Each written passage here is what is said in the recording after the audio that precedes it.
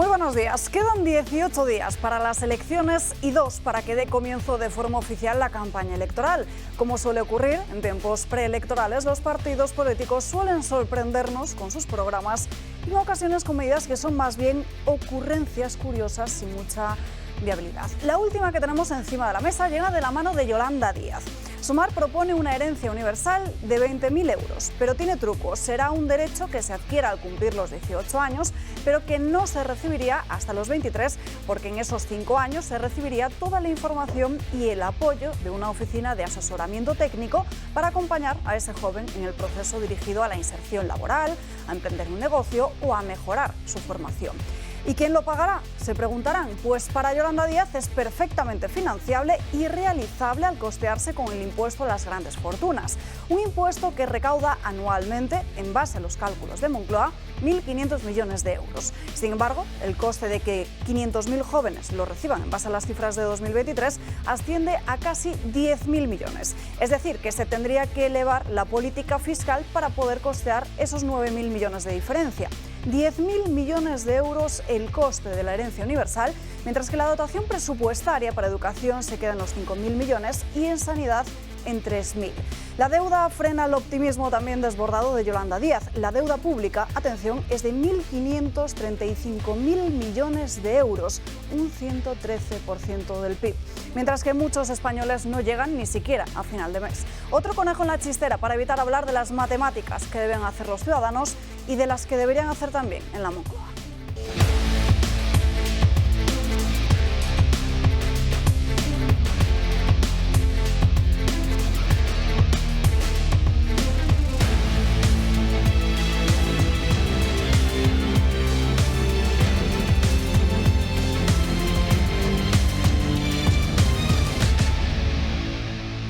Comenzamos el martes aquí en Dando Caña con muchos asuntos de los que hablar, pendientes de Alberto Núñez Feijóo, que en unos minutos comparece junto a Cuca Gamarra para presentar cuáles serán las primeras líneas de su programa electoral de cara al próximo 23 de julio y también con la mirada puesta en Murcia, donde parece, les confirmamos como noticia de última hora, que López Miras se va a reunir esta tarde con Vox para intentar llegar a un acuerdo de gobierno allí en la región de Murcia. Tenemos muchos más asuntos de los que hablar y, por supuesto, también trataremos la cuestión de la inmigración irregular después de que Francia, por sexta noche consecutiva, haya vuelto a ser directamente el ejemplo del vandalismo radical en sus calles.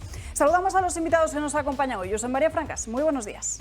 Pues muy buenos días. Pues mira, ya hace tiempo, no creo que con visión profética, avanzamos que la batalla del aborto no estaba acabada ni mucho menos, sino que se seguía y que el siguiente paso, que ya empezó no en una directiva, sino en un texto de la Unión Europea y después ha sido la interpretación del Constitucional de hablar del aborto como derecho.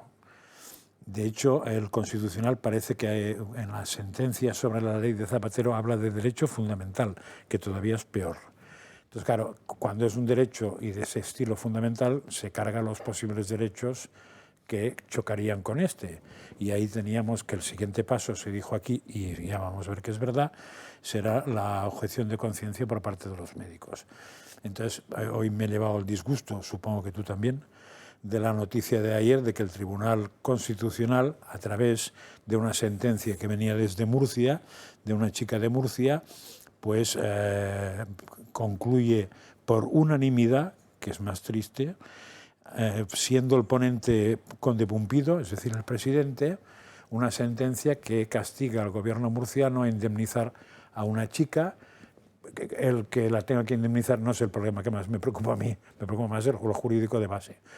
Indemnizarla porque pidió ser abortada o que tener un aborto en Murcia y la tuvieron que derivar a Madrid porque de Murcia no había manera que en un hospital público, y supongo que en un privado tampoco, se podía hacer. Bueno, pues entonces ya tenemos el primer derecho chocando aquí. Luego se lo contaremos en la sección de crónicas de Manicomio, porque la sentencia se ha interpretado de una forma distinta en muchos medios de comunicación y lo que hay detrás es un fallo en la forma en la que el hospital tendría que haber asegurado que no hay médicos objetores de conciencia. Entonces esto nos lleva al siguiente punto, es decir, que se ataca directamente la objeción de conciencia y estaría pidiendo crear listas negras. Ahí, claro, la duda que tengo, que no sé si la resolverá alguien, yo no soy capaz, es que, y he mirado rápidamente, la sentencia esa solo es posible porque hay una sentencia sobre la ley de Zapatero, porque si no, no se podría considerar el aborto como derecho fundamental. Pero el argumento que da de los médicos solo es posible, en mi cabeza, con la última ley del aborto, que no sé por qué rige en este caso que era anterior.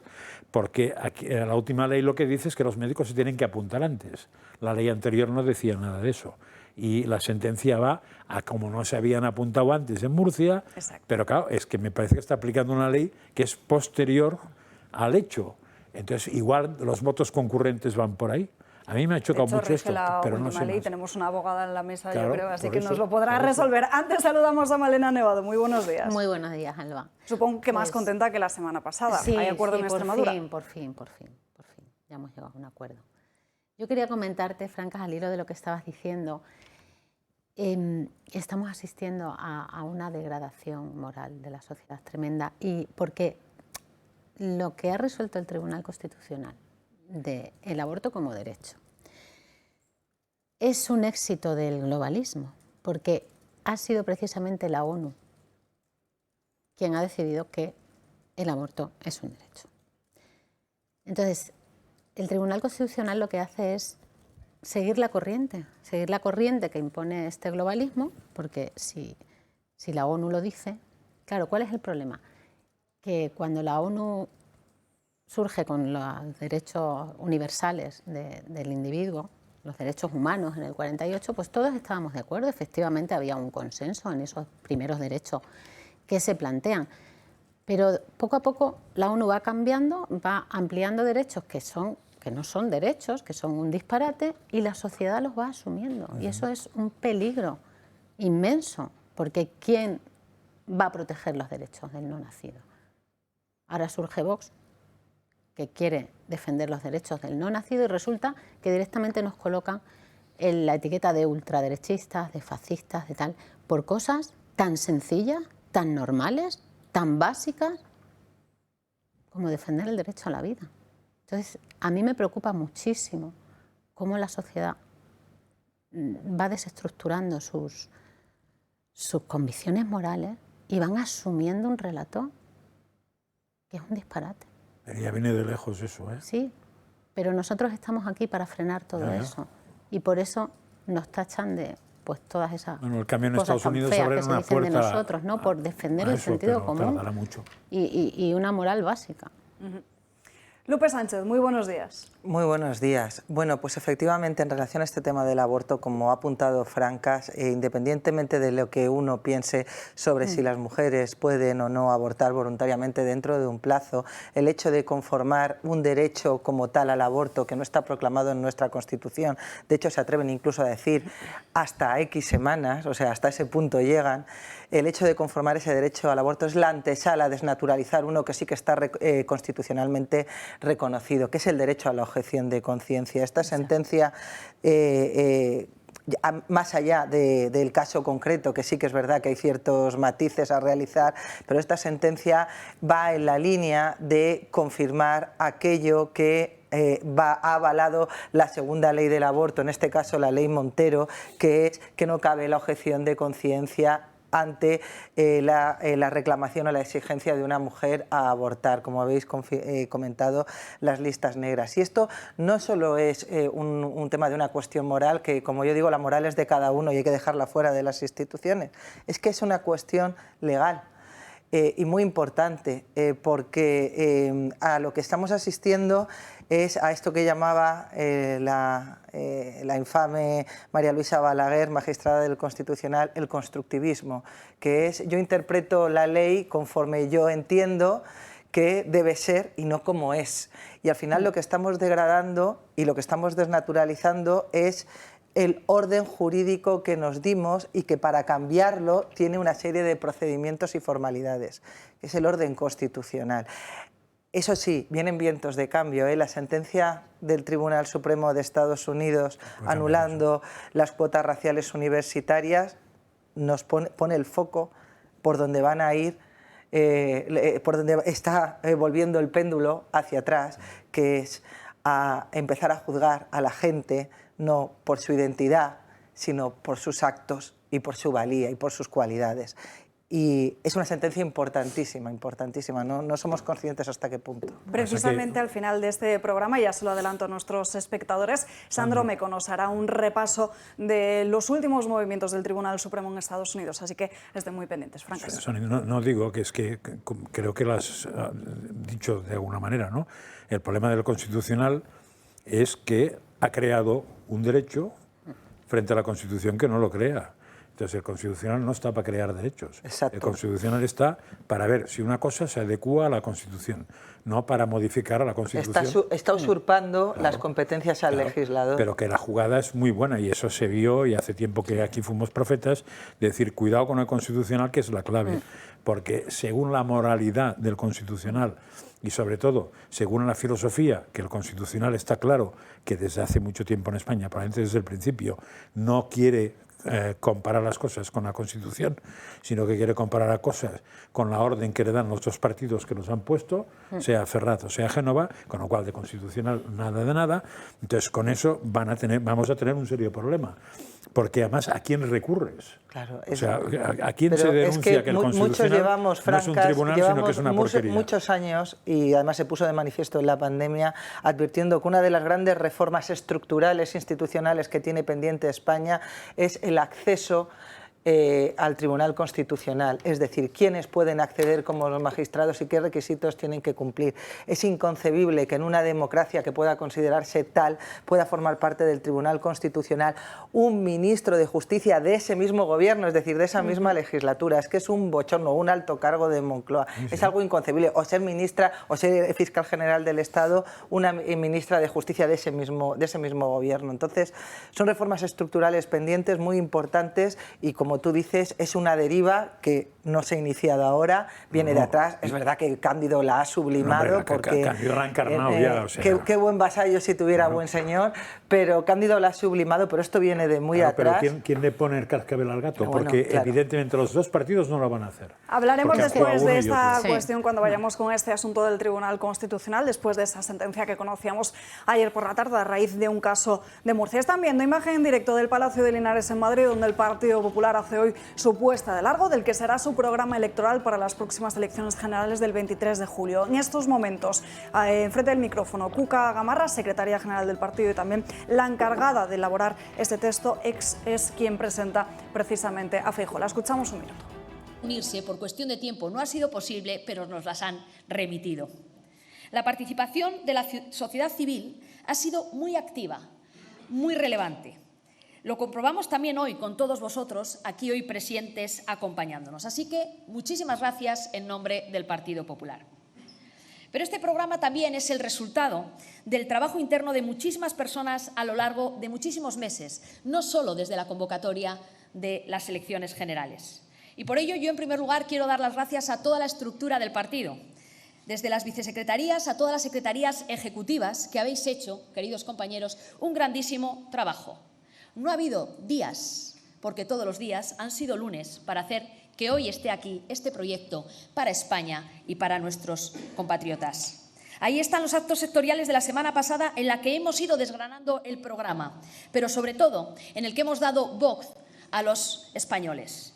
Hemos podido hablar de salud mental, de atención primaria, de conciliación, de cómo una madre afronta la transexualidad de una hija, de las enfermedades raras, de la discapacidad, de la cultura, de los autónomos, de los empresarios junto con los trabajadores, del sector primario y sí, también del agua. Quiero dar también las gracias a los grupos parlamentarios, a los diputados y senadores que desde todos los puntos de nuestra geografía han trabajado para que este programa llegara hasta aquí.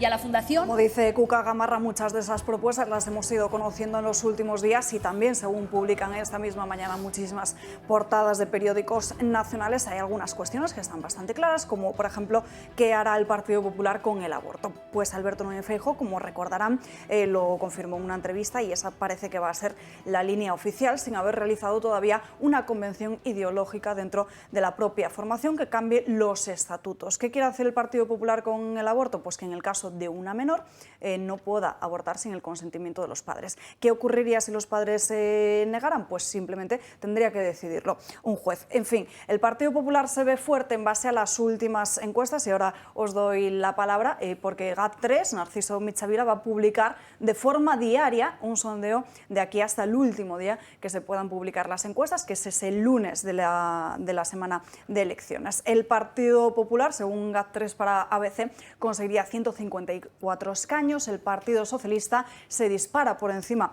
de los 100 hasta los 106 asientos en el Congreso de los Diputados. Sumar tendría 32 y Vox, según esta encuesta, pasaría a una cuarta posición con menos de 30 diputados. Malena. Esto es absurdo. O sea, yo lo que estoy viendo ahora mismo en la pantalla para mí responde a un marketing político puro y duro, porque es que eso no refleja la realidad. Mira, yo te voy a poner un ejemplo muy sencillo. En las elecciones autonómicas y municipales en mi provincia, en Cáceres, nos hemos presentado en el 9% de los municipios. Es decir, es que hay 237 municipios en la provincia de Cáceres, 227. Hemos sacado el 9% de los votos. El 9% de los votos. En las generales nos presentamos en todo, porque son elecciones generales.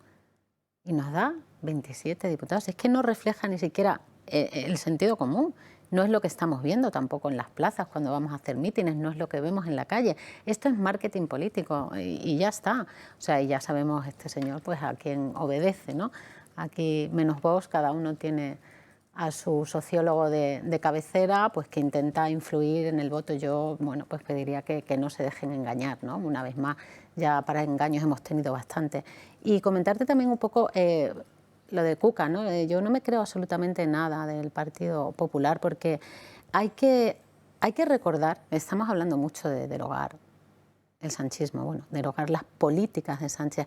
Vox surge ante la inacción del Partido Popular. Una vez atravesamos también el trauma del zapaterismo y llegan al poder prometiendo que van a derogar todas las políticas ideológicas de Zapatero y no solamente no las derogan, sino que las confirman.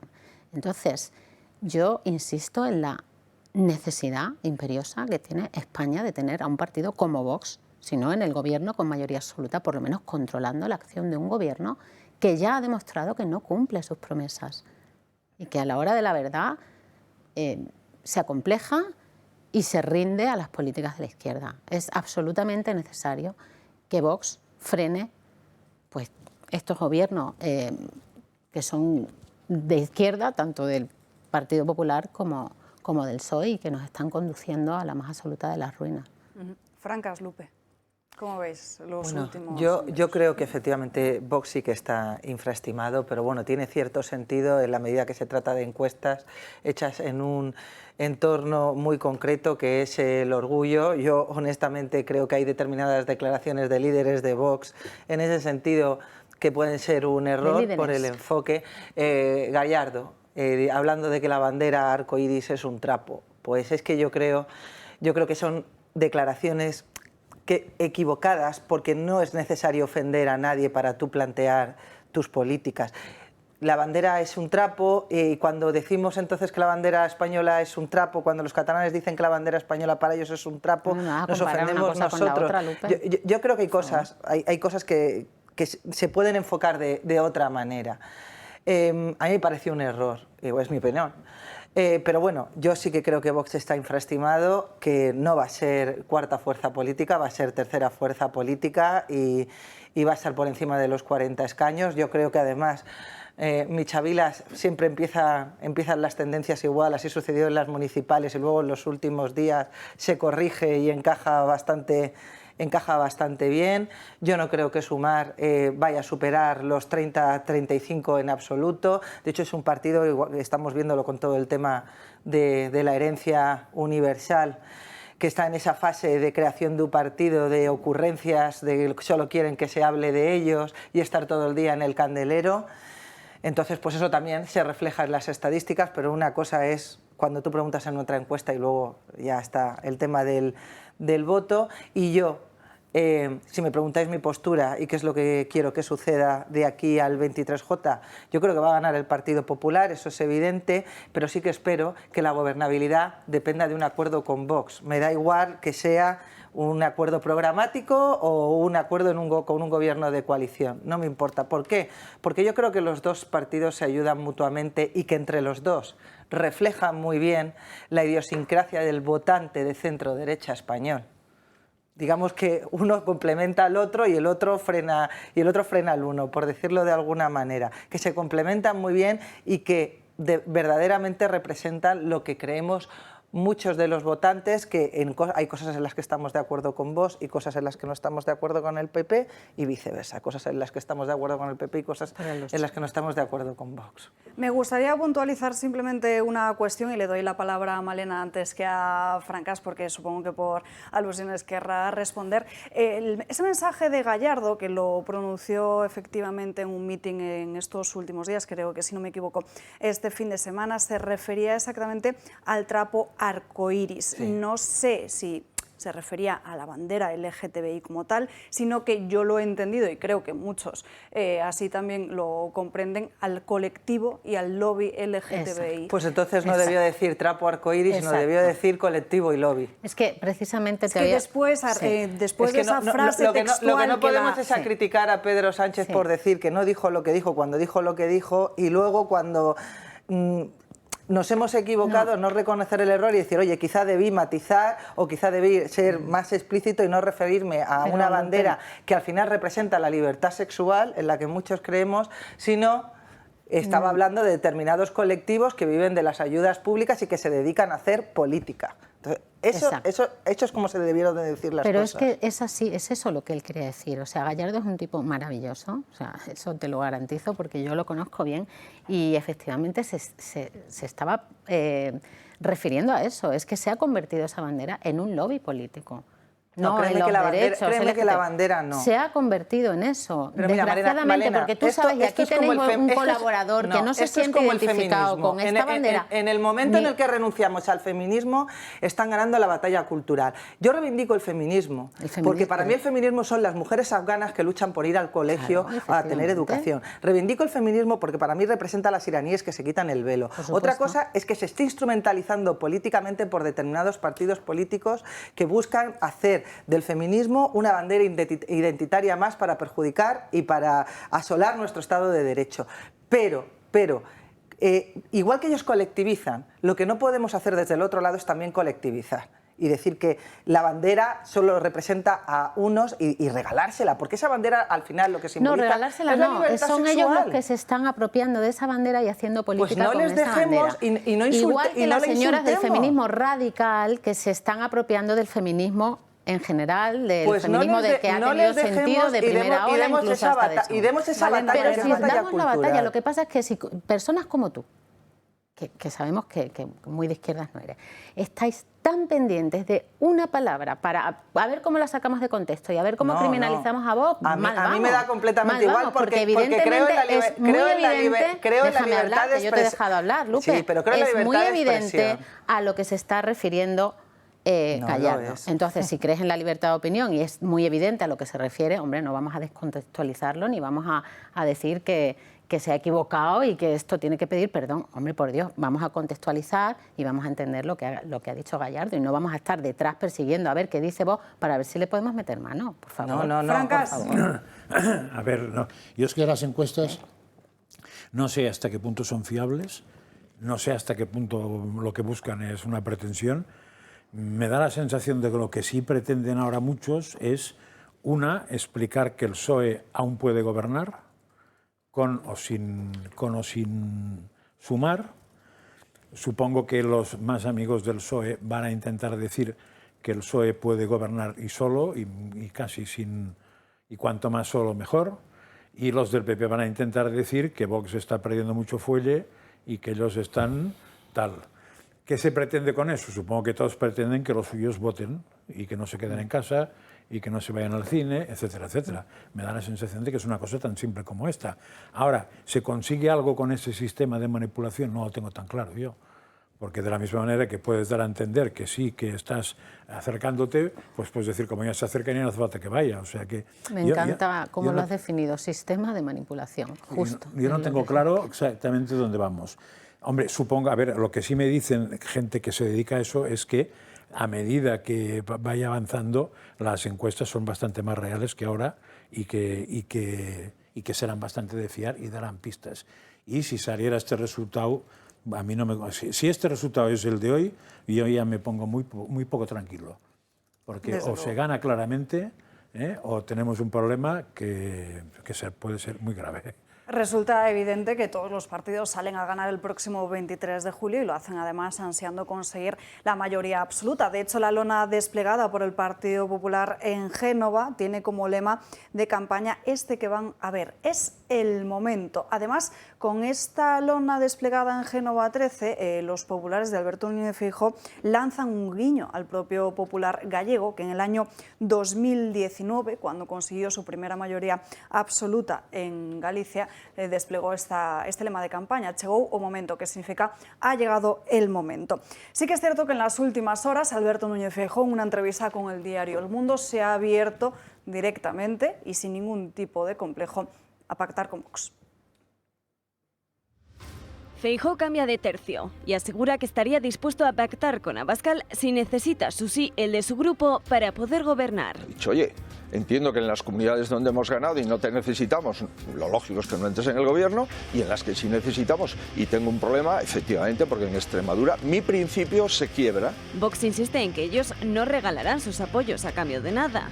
Nosotros no vamos a regalar, lo dijimos el pasado 28 de mayo y lo estamos insistiendo ahora, no vamos a regalar absolutamente ni un voto a nadie. Y porque realmente venimos a protagonizar un cambio de políticas, no un cambio de sillones de unos por otros. Y es que el acuerdo alcanzado en Extremadura parece haberle dado que pensar al líder popular. Ambos grupos, PP y Vox, gobiernan ya de manera conjunta en 2 comunidades autónomas. Y en Baleares los de Abascal han ofrecido su apoyo para que el equipo de Feijóo pueda hacerlo en solitario. Él insiste en que intentará gobernar de esta manera. ¿Cuál es su límite para gobernar en solitario? 160. Pues tener más escaños que la izquierda, que está en los entornos de 150, pero mi objetivo no es sacar 150, mi objetivo es sacar una mayoría suficiente para gobernar.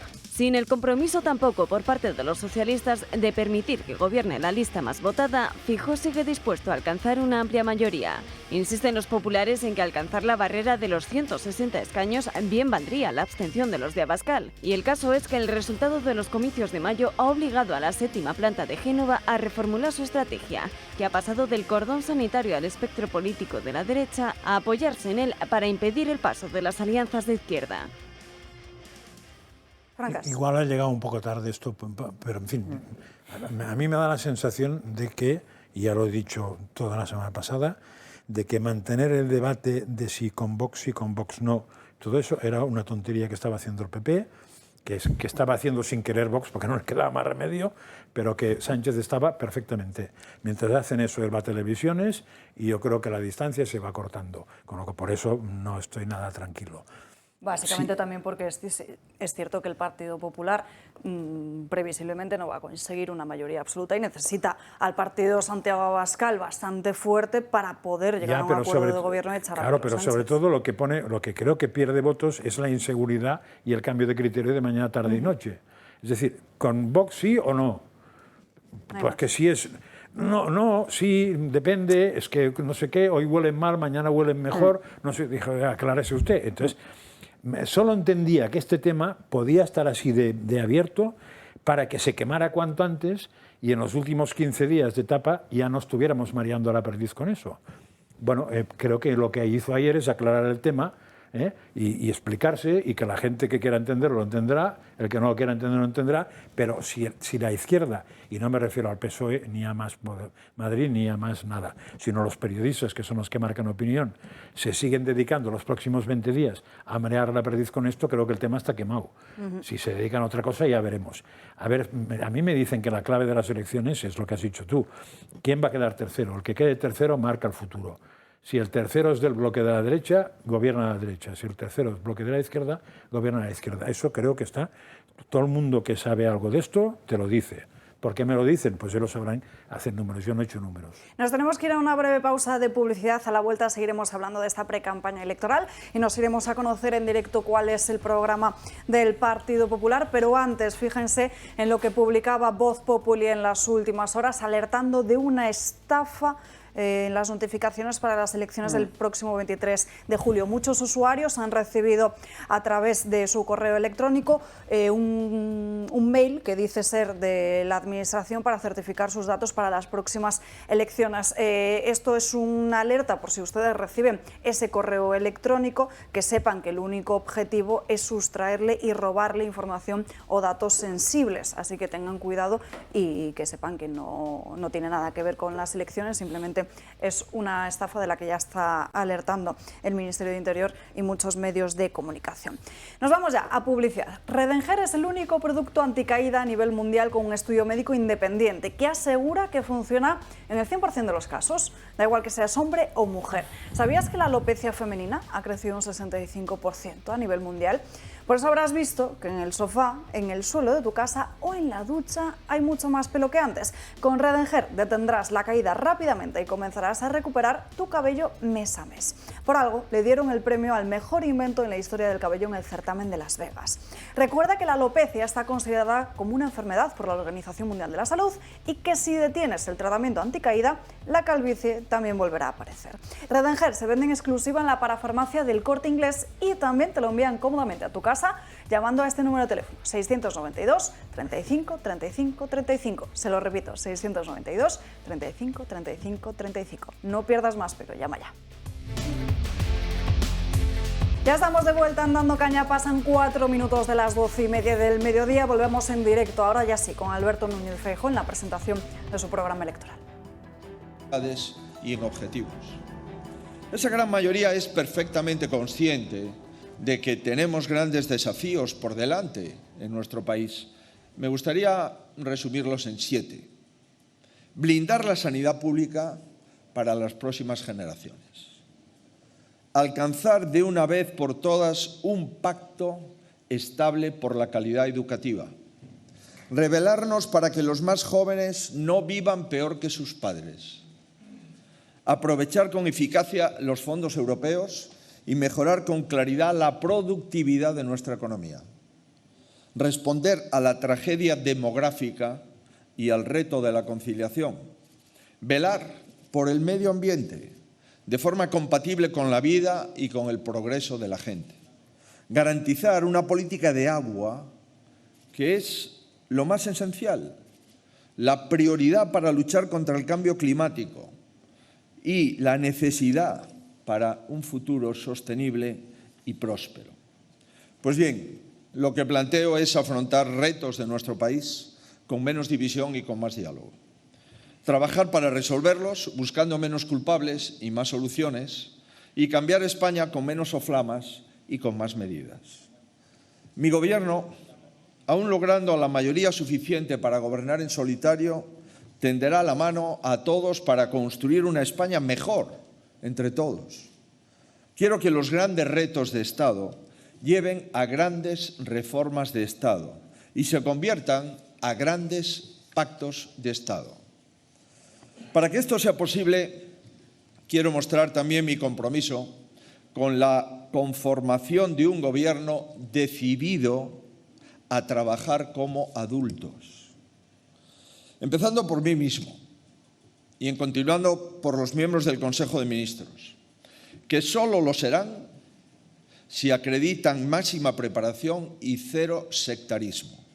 Dicho de otro modo, que nadie cuente conmigo para otorgarle máximas responsabilidades a quien no ha demostrado nunca nada.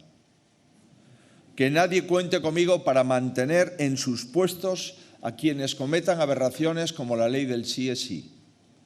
Y por supuesto que nadie cuente conmigo para nombrar en ningún sitio a españoles contrarios a la Unión Europea, a la OTAN, al apoyo a Ucrania o a la misma defensa de la soberanía nacional que recae en todos los españoles.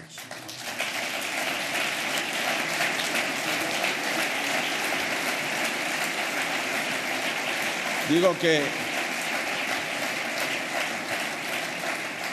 nadie cuente conmigo porque no lo haré y aspiro a tener un gobierno capaz, un gobierno unido y al servicio de España, de nada más y de nadie más. Esto supone un doble ejercicio que habremos de practicar si los españoles nos confían su futuro. Primero, gobernar para corregir los errores del actual gobierno, sin ninguna duda, todos y con toda claridad. Derogar el sanchismo implica derogar leyes y medidas equivocadas, que no han sido pocas. Pero no quiero gobernar para practicar revanchas de ningún tipo.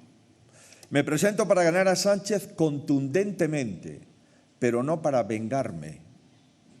Creo oportuno decir esto ante la sorpresa que a algunos les ha provocado, por ejemplo, nuestra decisión de no derogar la reforma laboral en vigor, sino acometer los ajustes que acordemos con los agentes sociales y económicos. Seremos un gobierno justo, no revanchista. Seremos un gobierno sereno, no vengativo. Es que el cambio también es esto. Yo quiero gobernar España y afrontar cambios para que el país avance en entendimiento, en progreso y, en consecuencia, en bienestar. Quiero ganar para que España tenga un buen gobierno, para que este país dé más de sí, para corregir equivocaciones y para aumentar el número de aciertos. Pero no quiero ganar para anular completamente a nadie. Las vendetas, el sectarismo y los egos pretendo que se vayan también con el actual presidente y el actual gobierno.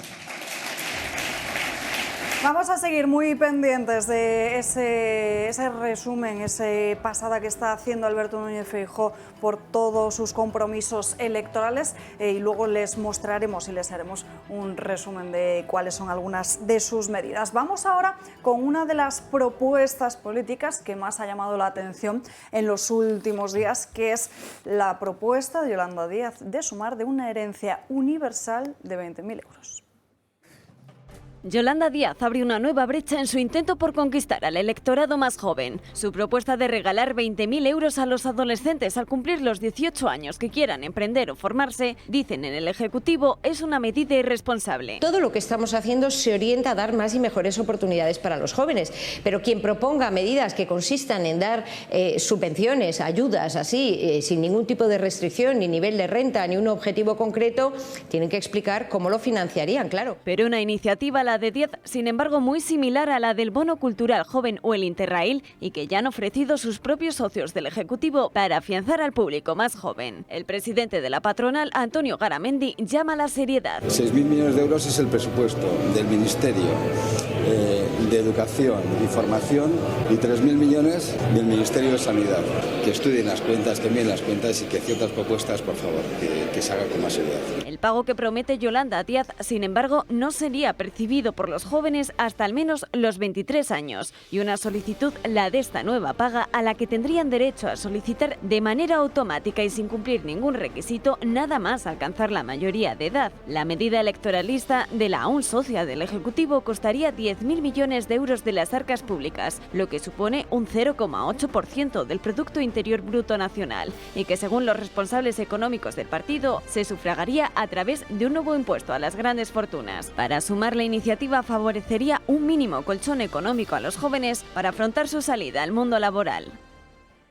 Sometemos la herencia universal a la lupa de Marín Vallejo. Marín, buenas tardes. Buenas tardes, Alba. Pues sí, es una medida que está llamando bastante la atención y está causando bastante revuelo también aquí en España en estas próximas elecciones generales, ya que nadie entiende cómo van a dar esos 20.000 euros a los jóvenes que en un principio eran los de 18 años y que ahora ha dicho que lo darán a partir de los 23. Una de esas críticas ha sido Nadia Calviño, que ha dicho que no entiende cómo Yolanda Díaz va a repartir esos 20.000 millones, cómo va a subvencionar tal cantidad de dinero. Tenemos que llevar a cabo una política económica muy centrada en los jóvenes. Es lo que hemos hecho estos años y, de hecho, el plan de recuperación, todo el uso de los fondos Next Generation piensa mucho en los jóvenes. Pero quien proponga medidas que consistan en dar subvenciones, ayudas, así, sin ningún tipo de restricción, ni nivel de renta, ni un objetivo concreto, tienen que explicar cómo lo financiarían, claro. Yolanda Díaz, por su parte, ha querido contestar a su compañera de gobierno y ha asegurado que los repartiría, los subvencionaría con un gran impuesto a las grandes fortunas, y le ha recordado además que también criticó los ERTE durante la pandemia y que finalmente ella los celebró. Las medidas universales son así, sobre todo que cuando hablamos de desigualdad, las medidas han de ser universales. Y bueno, yo entiendo, la señora Calviño, fíjese, ¿no? Ha dicho, ¿no?, que lo mismo que ha dicho hoy cuando yo diseñé los ERTES, ¿no? Dijo también lo mismo, que era irresponsable subir el salario mínimo, que iba a destruir empleo, o dijo también lo mismo con la reforma laboral. Sin embargo, a medida que fue pasando el tiempo, la señora Calviño finalmente, ¿no?, entendió que era muy positivo subir el salario mínimo, que era positiva la reforma laboral, que el convenio del sector era positivo, o incluso los ERTES, ahora presume de ellos. Yo estoy segura que cuando pasen los años y llevemos adelante esta medida, la señora Calviño va a celebrar esta medida como ha hecho con otras muchas.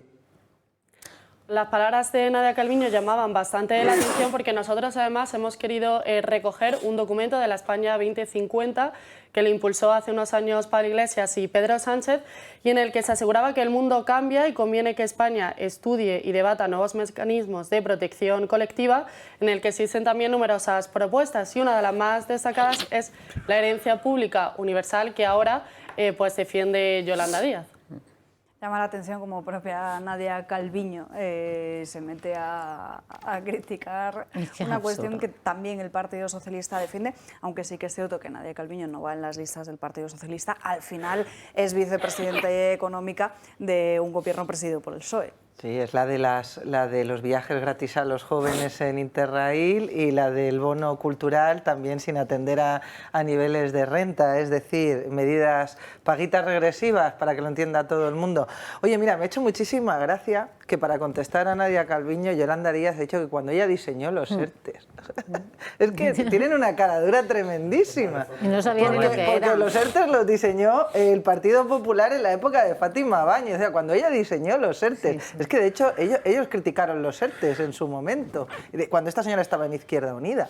Pero bueno, en fin, es cierto que esto es una competición entre populistas, porque claro, Sumar le ha visto las cartas al PSOE y ha dicho: si tú das viajes y das bono cultural, pues yo doy una herencia universal. Y como bien habéis señalado al principio del programa, por desgracia lo único que van a heredar los jóvenes de este país es una deuda pública que ahora mismo supera el 113% del PIB, es un sistema de pensiones insostenible, es un sistema educativo que no funciona porque los jóvenes salen con formaciones y con carreras con las que luego no pueden acceder al mercado laboral, es decir, van a heredar un auténtico desastre, precisamente porque todas las políticas del Ejecutivo se han centrado en, primero, pagas que no conducen para nada, dinero con el que realmente no puedes diseñar un proyecto vital y sobre todo, que lo que se deberían de centrar es en garantizar a los jóvenes la igualdad de oportunidades, no señalándolos por tener hijos, no señalándolos porque dejan huella de carbono, no restringiendo su movilidad diciéndoles que no deben viajar y coger el avión porque contaminan, y además no devaluando el mérito.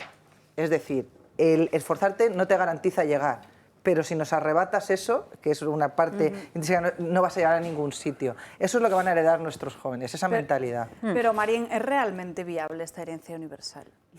Para Yolanda Díaz se supone que sí, pero al final esto lo que va a suponer es que para las arcas públicas son un gasto de 10.000 millones de euros, que conforme está la economía española, pues a mí me parece bastante fuerte esta cantidad. Se supondría un 0,8% del PIB actual y sería con ese impuesto a las grandes fortunas, porque según ella pues los que más tienen que aportar. Eso sí, en esta herencia pues no tienen en cuenta la renta.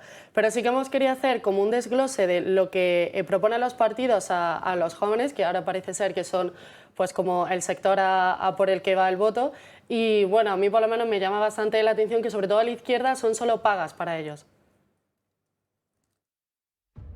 Cuando llegan las elecciones, los políticos se centran en anunciar más y más medidas para poder ayudar y mejorar la vida de todos los públicos, ancianos, familias y cualquier tipo de trabajadores. Sin embargo, si hay un público en el que más se centran para atraerlos, es precisamente el de los jóvenes. Muchos de ellos, desinteresados con la política, se ven atraídos con algunas propuestas. Y no es para menos, porque algunas son bastante sorprendentes. ¿Pero qué proponen las distintas fuerzas políticas? El Partido Popular de Feijóo tiene claro que quiere solucionar dos problemas en uno. Por eso se ha comprometido a favorecer la incorporación de los jóvenes al mundo rural con incentivos fiscales. Para poder ayudarles a acceder a una vivienda, el PP quiere aprobar un bono de alquiler joven, así como diferentes beneficios fiscales. En el otro lado de la derecha española nos encontramos con Vox, que pretende crear un dispositivo de primer empleo que exonere de cargas sociales en la primera contratación de jóvenes menores de 24 años. Además, proponen ayudas por hijo o bonificaciones sociales para incentivar así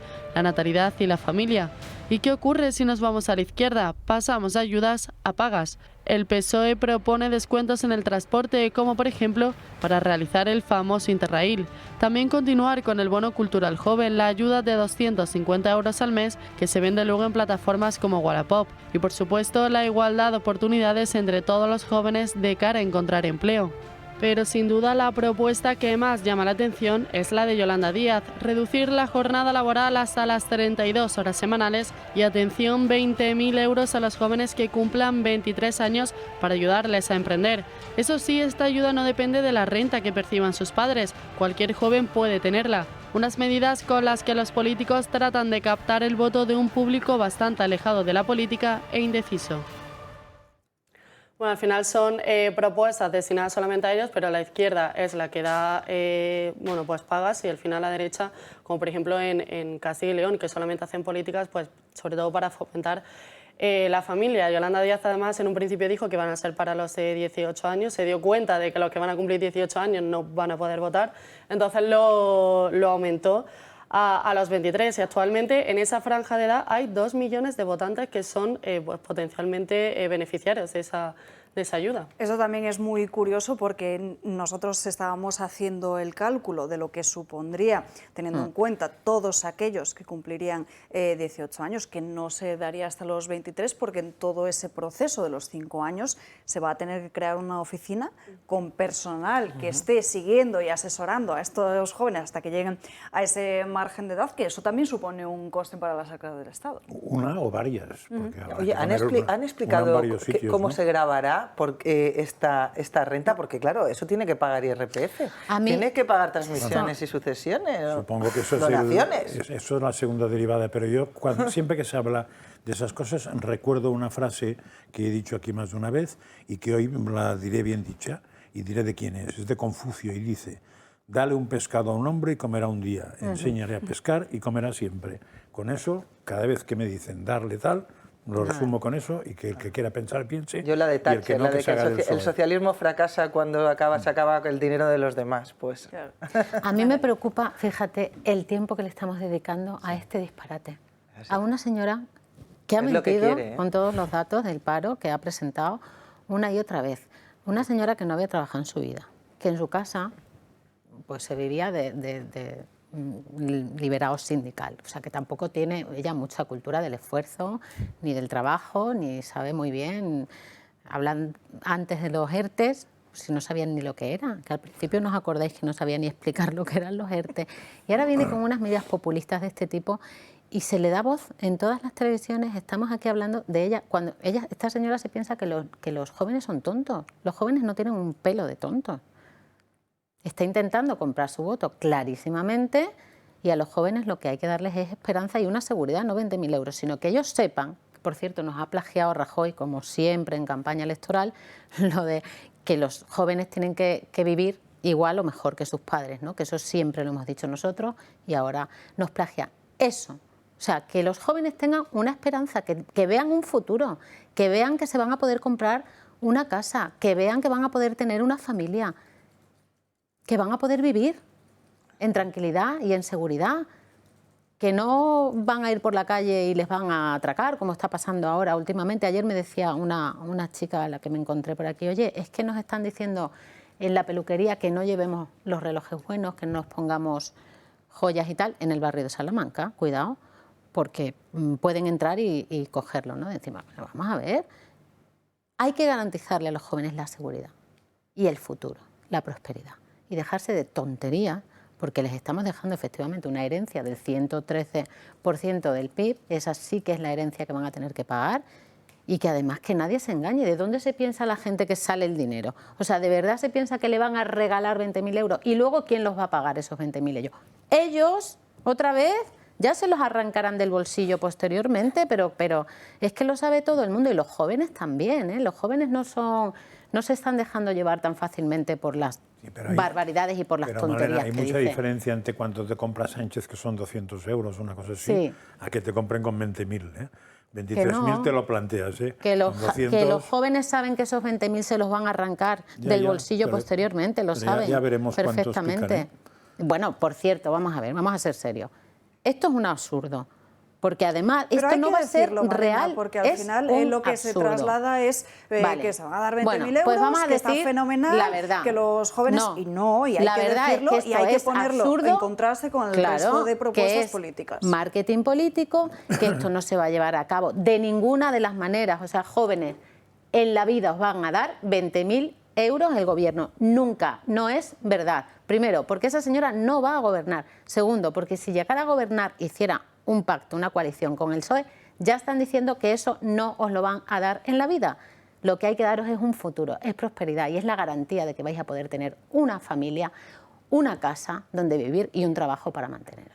Y un mercado laboral en el que no estemos día sí día también los campeones. Vamos a hablar del mercado laboral, porque esta mañana hemos conocido los datos del paro y aunque pinten bien, no son tan buenos como los intenta plasmar el gobierno, y la economía desde luego no va como una moto. María Vallejo, gracias por la lupa. Nos vemos próximamente. Vamos ahora con Alberto Núñez Feijóo, que está avanzando, que entre sus planes está el hecho de recuperar el delito de sedición y que se puedan aprender todas las lenguas, dice, en los colegios de España. Además, ha prometido desvelar, si llega a ser presidente del gobierno, el porqué de cambio de estrategia del Sáhara.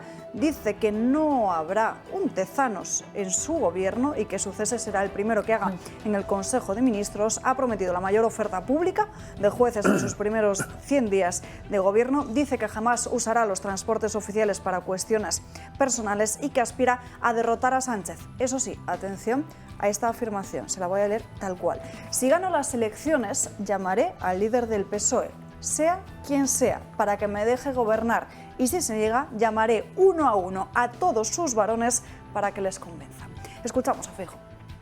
Para garantizar fiabilidad frente a los engaños, moderación frente al radicalismo y al independentismo, unidad frente al señalamiento, diálogo frente a las imposiciones, humildad frente a la arrogancia, mayoría frente a las minorías y, sobre todo, regreso al respeto.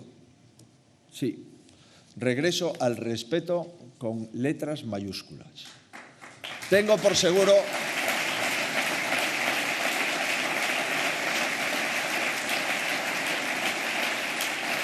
tengan todas las mujeres y todos los hombres españoles por seguro de que si los españoles me dan su confianza, del follón constante pasaremos al respeto permanente. Respeto a la unidad y a la soberanía de nuestro país, porque está por encima de todo. Respeto al Estado autonómico, porque es una garantía de gestión. Respeto a la unidad europea como sinónimo de paz, de concordia, de libertad. Acaban de escuchar a Alberto Núñez Feijóo. Volveremos a esa señal en cuanto vuelva a desvelar más líneas programáticas de cara a las próximas elecciones, pero estamos en verano y el paraíso está en Fuerteventura. Bahía Azul Resort, villas privadas con servicios del mejor hotel. Cada villa dispone de alrededor de 300 metros cuadrados con salón, cocina y 3 habitaciones. Piscina, solarium, barbacoa, jacuzzi y todo lo necesario para ser feliz. Villas totalmente privadas con instalaciones y servicios de un gran hotel. En un lugar además envidiable, a un paseo de Corralejo, de sus dunas, de sus playas interminables, de unas olas deseadas por todos los surfistas. Todos los socios del Club de Amigos podrán beneficiarse de las ventajas del Club de Miembros de Bahía Azul a través del código que aparece en pantalla. Reserve ya en este número de teléfono 828 903 287 o a través de la web bahiazul.com y disfrute de unas vacaciones inolvidables. Nos vamos rápidamente a una pausa de publicidad, un abrir y cerrar de ojos y enseguida estamos de vuelta. 1:00 p.m, seguimos en Dando Caña y continuamos ahora con la sección de crónicas de Manicomio. Gabriel Serrano, muy buenas tardes. Muy buenas tardes, Alba. Pues la primera noticia que vamos a hablar, ya como bien habéis adelantado esta mañana al principio del programa, es que el Tribunal Constitucional sostiene por unanimidad que la práctica del aborto, hacerlo en una comunidad autónoma diferente a la residencia, ha vulnerado los derechos fundamentales de una mujer. Vamos a 2014, porque una mujer se presentó en Murcia en un hospital para abortar y le dijeron que no, que ningún médico iba a practicarlo. Por lo tanto, la derivaron a Madrid.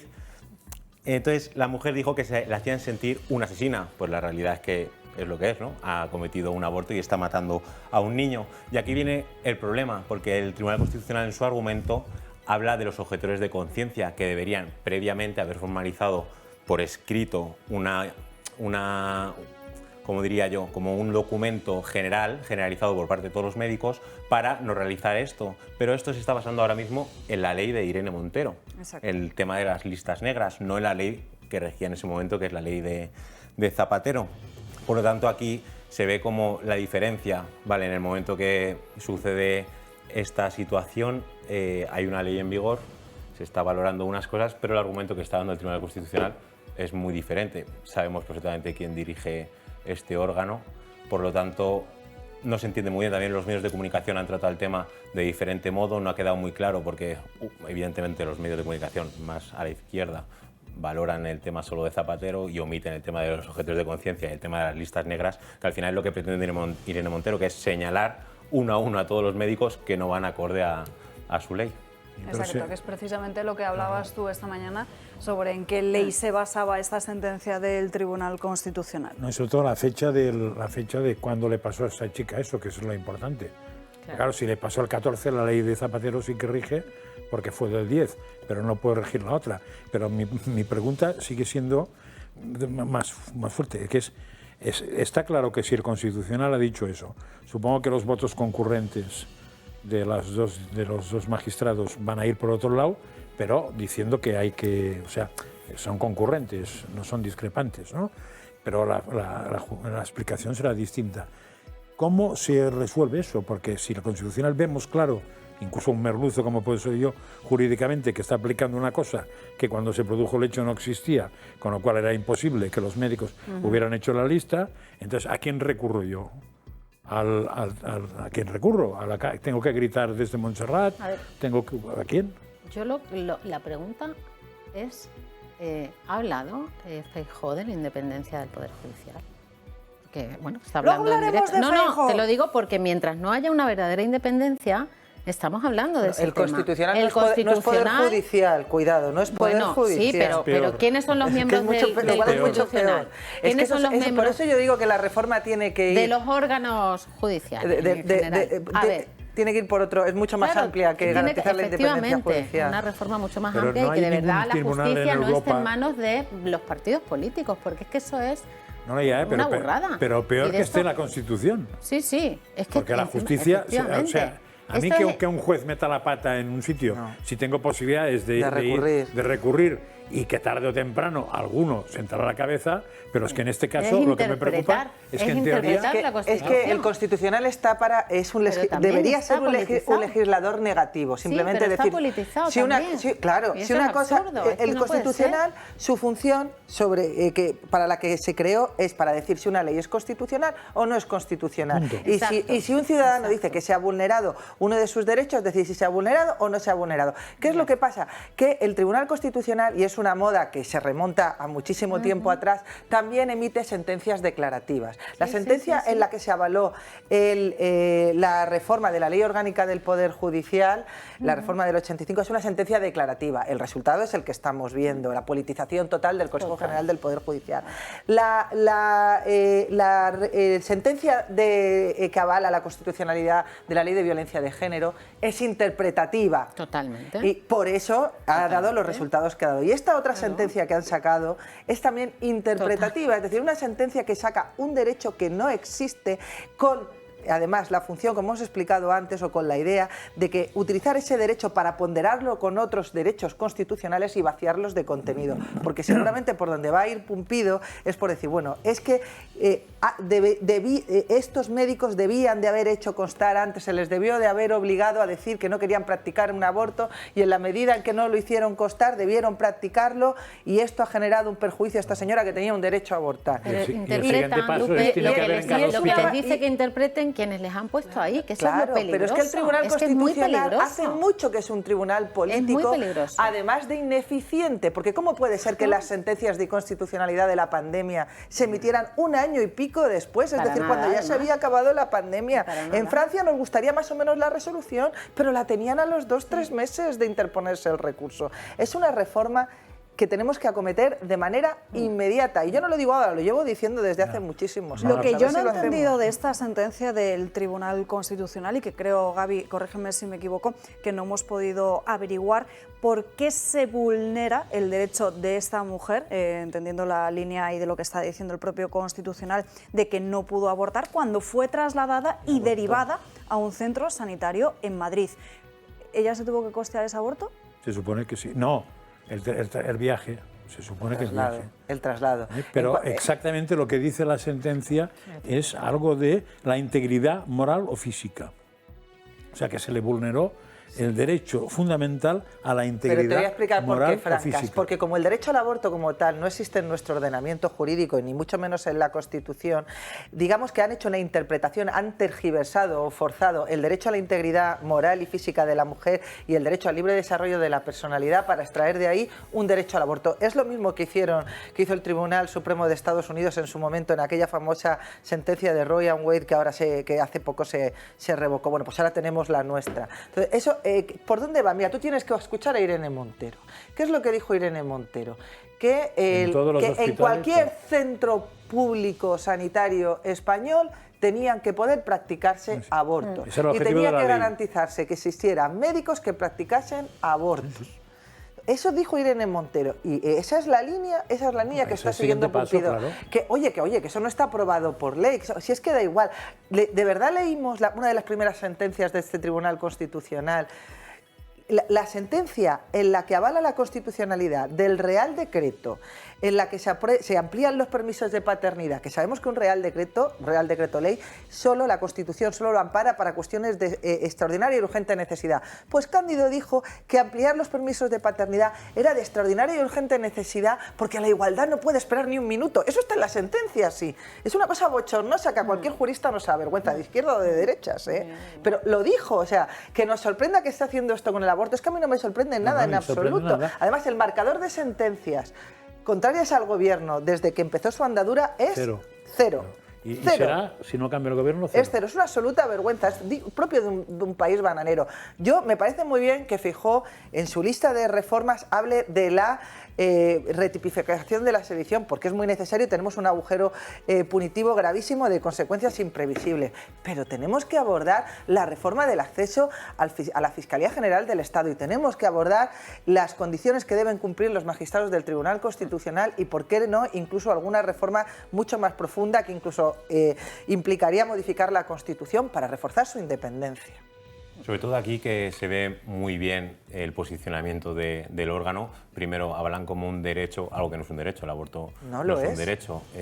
Esta mujer es derivada a otra comunidad autónoma, aún así lo atacan que no vulneran el derecho fundamental a esta mujer. Eso es mentira. Y luego, sobre todo, aquí también es importante que como este órgano, lo que representa y lo que denota es que se están basando en un argumento de una ley posterior al hecho. Sí, esto es lo grave. Entonces, que aquí es el problema de todo esto, que es un poco que están jugando están haciendo sus propias políticas. Como quieren, están jugando como quieren. En fin, Gaby, ¿qué otra noticia nos traes para hoy? Pues Salva, cambiamos de continente totalmente y nos vamos a Australia, porque es el primer país donde recetan drogas psicodélicas para la salud mental. Ahora los psiquiatras pueden recetar MDMA y, a ver si lo digo bien, psilocibina, que son drogas que te producen alucinar y no sabes muy bien si es realidad lo que estás viviendo o es una fantasía. Entonces, ahora los expertos están diciendo que nunca antes habían visto colas y colas de gente para tratarse. Claro, esto es evidente, te están dando éxtasis y una droga, pues todo el mundo quiere ir a más. Y están diciendo, Alba, que Australia es el primer país, ahora este mes de julio ha iniciado esto, y que posiblemente Estados Unidos, antes de que finalice 2023, van a permitir que psiquiatras receten este tipo de drogas. Aunque Australia esté muy lejos, hay que tener mucho cuidado porque no es que sean los primeros en tener este debate, sino que aquí también en España, en el propio Congreso de los Diputados, hay quien ha llevado esta idea de legalizar ciertas drogas. Sí, claro. Sí, entonces, en Australia lo que van a utilizar estas drogas para combatir la depresión y los trastornos de estrés postraumático, que esto es muy peligroso porque ¿cómo sacas luego a la gente de ahí? Y luego que tú mismo has sacado unas imágenes que nos las has enseñado esta mañana en la reunión de lo que está sucediendo en Estados Unidos, que las imágenes hablan por sí solas. Entonces, en Estados Unidos llevan meses ya en los mercados de la droga, como pueden ver ustedes en sus pantallas, la droga, el tranq, que la conocen como la droga zombie, que es una droga que potencia la cocaína, la heroína, otro tipo de drogas. Entonces se puede ver cómo la gente es una auténtica... son zombies vivientes, vamos, que no parece la realidad. Y desgraciadamente esto ya ha llegado a España y en Cataluña ya ha habido casos, por supuesto a menor escala, pero es un problema para la salud pública y sobre todo que es un poco que no somos personas. Podemos ver aquí la gente que no tienen, se quedan como inmóviles, agachados, con el cuerpo que no está erguido, y al final esto va a derivar y va a ir creciendo, porque no solo es en San Francisco, ya ha llegado a Nueva York y a otras ciudades.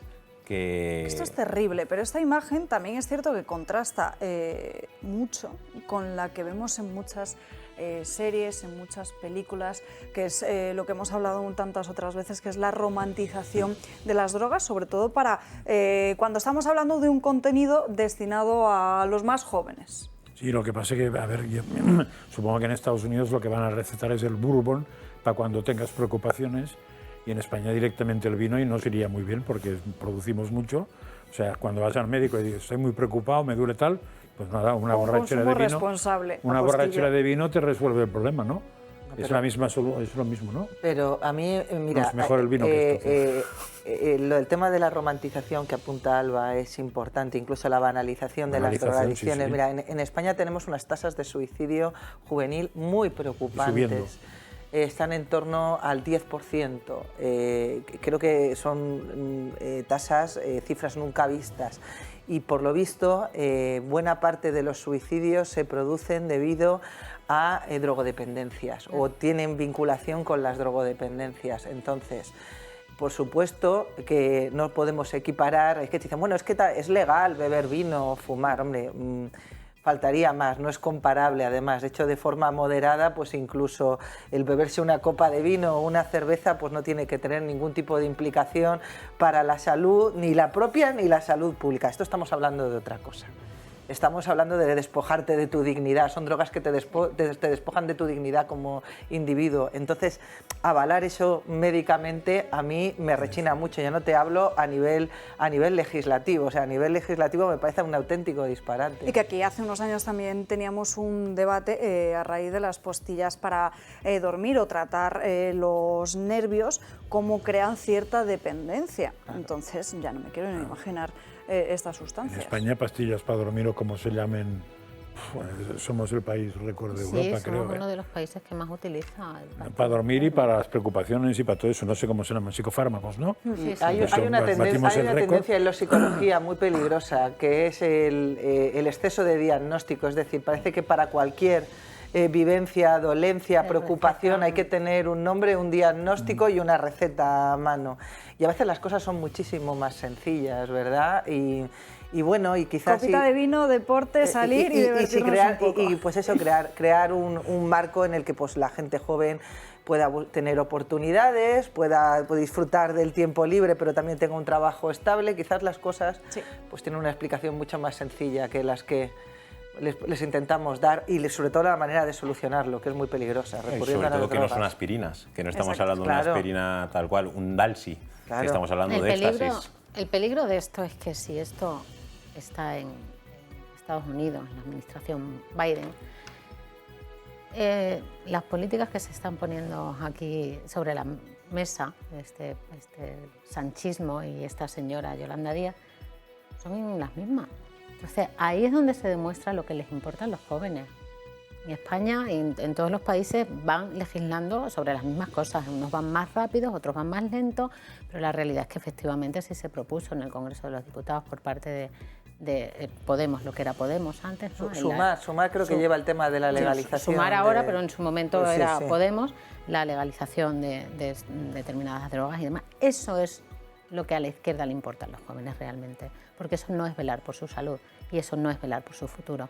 Ahí es donde tenemos la realidad. El marketing político es, os vamos a regalar dinero, pero la realidad es, nos importa un bledo vuestra salud y vuestra salud mental y vuestro futuro y las consecuencias que pueda tener la legalización de según qué droga. Y que al final, un bledo. Una cuestión que estáis apuntando tanto Malena, tú como Lupe, que es al final el hecho de tener una buena salud laboral, por así decirlo, conlleva también el hecho de una buena salud mental. Gaby. Sí, sobre todo que, aparte, muy bien lo que habéis dicho, es un tema de educación. Hemos hablado de cuáles son los referentes de los jóvenes, cantantes, actores, que al final se ha normalizado el tema de las drogas, el tema de los porros. Por ejemplo, no hay que irse mucho más atrás, como un cantante catalán que provocó un enfrentamiento contra miembros de Vox en una carpa en Barcelona, que les pegó básicamente y que Ada Colau la ha blanqueado bastante.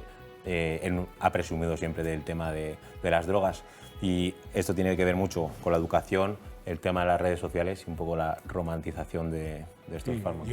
Se supone que cuando he dicho lo del bourbon y el vino, se ha entendido que era irónico. Sí. Vale, hombre, no tengamos un problema ahora. Yo con lo de la copita de vino te he apostillado consumo responsable. Pero yo no he dicho eso, yo he dicho que receten bourbon, emborracharse con bourbon, o en España emborracharse con vino, que sería paralelo a esto y menos malo que esto. Y ahí está Veo que la Fran ironía. sigue reclamando su cartel de ironía. Gaby Serrano, gracias por estar aquí con nosotros. Vamos a repasar los grandes titulares que nos ha dejado el presidente del Gobierno, Pedro Sánchez, esta mañana en una entrevista con Ana Rosa. Ya les aviso que la entrevista ha durado más de una hora, casi una hora y cuarto, una hora y 20. De hecho, ha terminado con Ana Rosa diciendo, me están diciendo por el pinganillo que se tiene que ir. Sánchez le ha respondido que tiene todo el tiempo, le ha dicho que él estaba muy a gusto y que se quería quedar. Y Ana Rosa le ha respondido que tenía hasta las 2 de la tarde y que podían quedarse. Y Sánchez se ha quedado con una sonrisa helada. Eso sí, la técnica del presidente del Gobierno en esta entrevista ha sido reprocharle a la entrevistadora en todo momento que lo que ella decía era opinión y no hechos. Me permitirá decir dos cosas. Usted, la primera es que una cosa es la opinión y otra cosa son los hechos.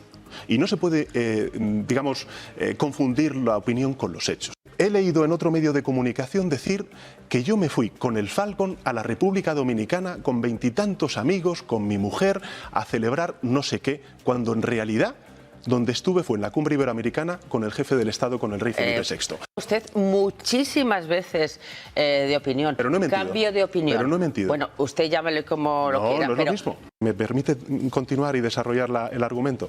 Pero insisto, una cosa es la opinión y otra cosa son los hechos.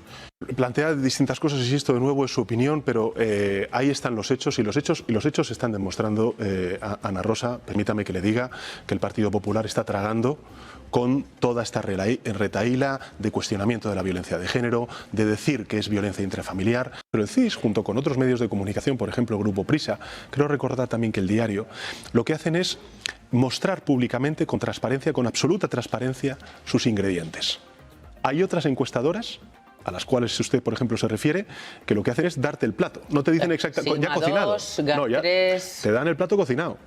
No te muestran los ingredientes. Tremendo. Bueno, si no muestran los ingredientes, que los muestren.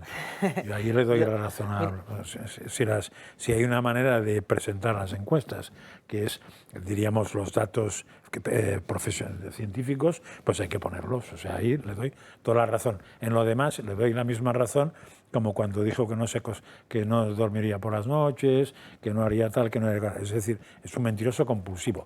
O si queremos decir de otra manera, digamos que no dice ninguna verdad. Cambia de opinión constantemente. Que no dice ninguna verdad. Nos genera cierta inquietud. A mí me genera cierta inquietud pensar qué estará pasando por esa psique para defender con tantísimo aplomo que no miente, sino que cambia de opinión. Mira, yo le voy a decir una cosa, Pedro Sánchez, ojalá me escuche. Cuando el cambio de opinión se refiere a opiniones o discursos que emitió antes de las elecciones y el cambio de opinión se produce justo después de las elecciones, ahí no hay cambio de opinión que valga. Esto son mentiras. O sea, es mentir a tus electores y a tus votantes. Hasta tal punto es así que se refiere a cosas respecto de las cuales él también ha cambiado de opinión. Fíjate, voy a utilizar la violencia de género. Y es que se queja ahora muchísimo Pedro Sánchez de que el PP y Vox en sus pactos hablan de violencia intrafamiliar. ¿Sabéis en qué pacto firmó Sánchez que la violencia de género, o que iba a aprobar una ley de violencia intrafamiliar que sustituyera o modificase a la violencia de género? En el pacto que firmó con Ciudadanos de Albert Rivera. Ahí se hablaba de violencia intrafamiliar. ¿Por qué? Porque para Sánchez cualquier cosa vale con tal de asegurarse el sillón en la Moncloa. Ese es el único hecho cierto en el que él cree y la única verdad. Él está ejecutando ahora esa famosa frase que dijo Felipe González de que en democracia la verdad es aquello en lo que cree la mayoría. Pues él está intentando instalar en la opinión pública que él no mintió, que cambió de opinión y que las mentiras son otra cosa. ¿Qué es otra cosa? Pues lo que dicen el PP y Vox. O la frase del viejo profesor de que los programas o las promesas electorales están para no cumplirlas. Entonces vamos a acordaros de Carmen Calvo, que explicó muy bien eso de la doble personalidad de antes y después, que son personas distintas, con lo cual, si son personas distintas, no se le puede achacar nada, ni siquiera el cambio de opinión, porque si hay cambio de persona, no hay cambio de opinión. Pero es que después, cuando ha sido presidente, también ha dicho una cosa y la contraria en cuestión de minutos. Si para no ofender no se puede decir que es un mentiroso, retiro lo de mentiroso y diré simplemente que no dice ninguna verdad, excepto probablemente alguna cosa concreta que he dicho, que es ahora voy, ahora vengo... Porque se despista. Sí, pero el resto no corresponden al criterio de verdad que tenemos los mortales.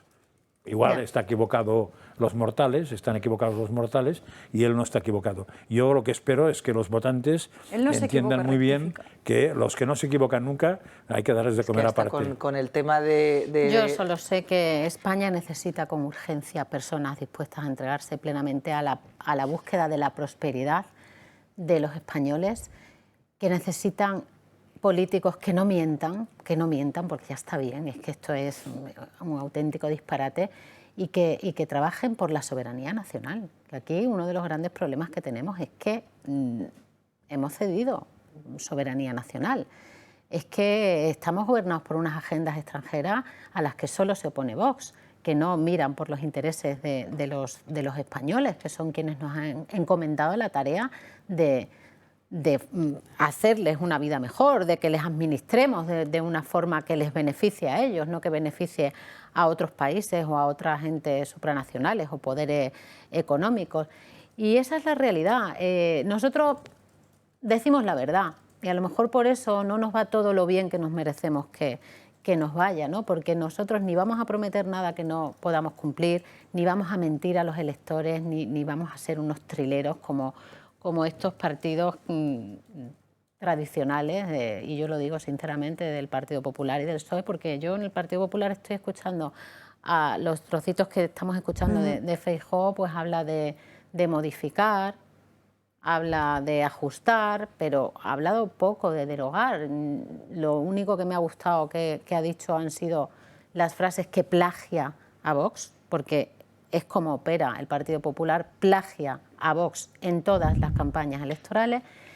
Y no le he escuchado decir nada lo suficientemente contundente como para que sus electores puedan estar tranquilos. Ha dicho realmente que sí, que quiere pactar con Vox, pero es que ha dicho tantas veces cosas tan distintas que es absolutamente necesario que nosotros estemos en ese gobierno para controlar todas estas cuestiones que no está aclarando, y las que está aclarando y a las que se está comprometiendo para que de verdad las cumpla. Yo creo que la gente, si la gente, los que nos ven o oyen, no lo tienen claro, que el PP y Vox son dos partidos distintos. Muy distintos. En todas aquellas cosas que afectan al tema antropológico, es decir, a los temas de fondo, de manera que Vox es muy claro en lo que pretende y en cambio el PP es muy claro en que no quiere que se sepa lo que pretende, porque no pretende lo mismo de Vox, sino que pretende un compadre. Es decir, para el PP la política es adaptarse a la sociedad y para Vox la política es adaptarse a los principios, por ejemplo. Entonces es muy distinto. Ahora, desgraciadamente, no nos engañemos, en los países hay más gente dispuesta a adaptarse a la sociedad que a adaptarse a los principios. En cualquier caso, si me dejáis volver... Con lo cual, normalmente lo que van a ganar son ellos. Pero que quede muy claro que no sois lo mismo, con lo cual es imposible que él diga lo que dice Vox sobre el aborto, sobre tal... Con la izquierda no podríamos en la vida ni sentarnos a hablar, y con el Partido Popular no podemos... Pero ¿sabes por qué nosotros nos podemos sentar a hablar con el Partido Popular? Básicamente porque grandísima parte del electorado del Partido Popular realmente coincide con Vox. Lo que pasa es que hay todavía por ahí algo que les encadena de no, hombre, yo soy del PP. ¿Qué significa eso de ser del PP? Uno puede ser del Atlético de Madrid, como yo, aunque pierda. ¿Sí? Oye, ¿qué le vamos a hacer? Barça, pero no puedes ser de un partido político. Tú eres de un partido político y en el momento que ese partido político te decepciona, tendrás que dejar de apoyar a ese partido político. Y a la gente le cuesta trabajo asumir que le han engañado una y otra vez, porque el Partido Popular les ha engañado una y otra vez. Cuenta que hay mucha gente que es de una religión y no practica. Pues son los partidos políticos los que practican, porque votan, aunque presenten una mona. Hablando de religiones... Cada vez, espérate que no he terminado, afortunadamente cada vez más personas se dan cuenta y están rectificando y están cambiando su voto a Vox, ¿no? Y otras muchas personas, por supuesto, de la izquierda y personas que venían de la abstención y que no habían votado en su vida. Y lo que decía para terminar es que nos podemos entender mucho mejor con el Partido Popular, por supuesto, que por la izquierda. Y tenemos que estar, y es obligatorio, es muy importante que estemos para que de verdad cumplan con todas aquellas promesas que históricamente no han estado cumpliendo.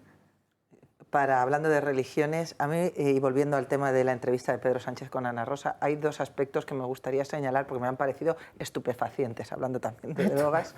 Uno, cuando Ana Rosa ha hablado de los más de 1.000 beneficiados, que realmente son más, estaremos en torno a los 2.000, porque muchos tribunales no están publicando sus datos, de los más de 1.000 beneficiados por las rebajas de la ley del solo sí es sí, y los más de 100 agresores sexuales que están en la calle, que el presidente ha dicho a Ana Rosa que eso no son hechos, eso será su opinión. O sea, ¿qué está diciendo?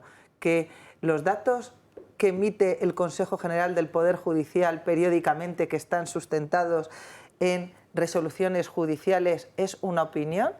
¿Está diciendo que los jueces no están aplicando la ley, sino que están trasladando en resoluciones judiciales cuestiones que no tienen traslación en la realidad, que no hay agresores sexuales beneficiados, que no hay violadores en la calle? Eso es lo que está diciendo el presidente. Y luego, lo segundo, cuando le han preguntado, que me ha parecido, cuando le han preguntado si el fin justificaba los medios, Pedro Sánchez ha dicho que hay veces que sí. ¿Y sabes cuándo es que sí?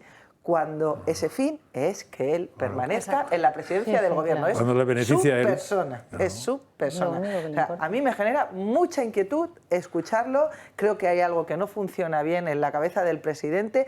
Ya lo tenía muy claro, pero cuando me apareció, se me reveló, fue aquella comparecencia en el Congreso con los miembros del grupo parlamentario socialista de corte norcoreano, totalmente, con todos aplaudiendo, el miedo del que acababa de aplaudir antes. El que acababa de aplaudir antes parecía que le iban a cortar la cabeza, ¿verdad? Sí. Pues es muy llamativo. Estas dos frases es que deberían hacer recapacitar a mucha gente que está considerando en volver a votar al PSOE porque no quiere que gobierne la derecha.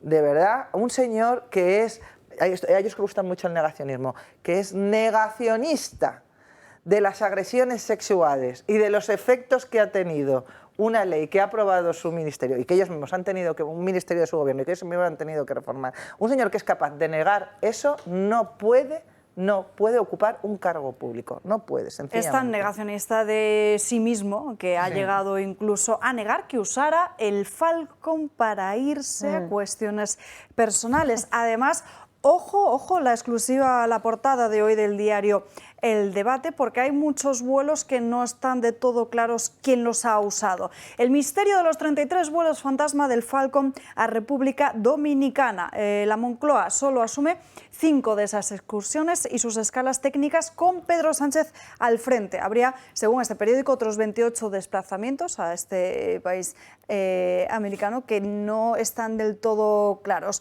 27 de estos viajes han tenido lugar en los últimos 2 años. Según Presidencia del Gobierno, la información que les ha trasladado al debate es que el primer traslado al país caribeño fue el 29 de enero de 2019, cuando Sánchez se reunió con el presidente, y luego cuando puso rumbo a México para reunirse con su homólogo.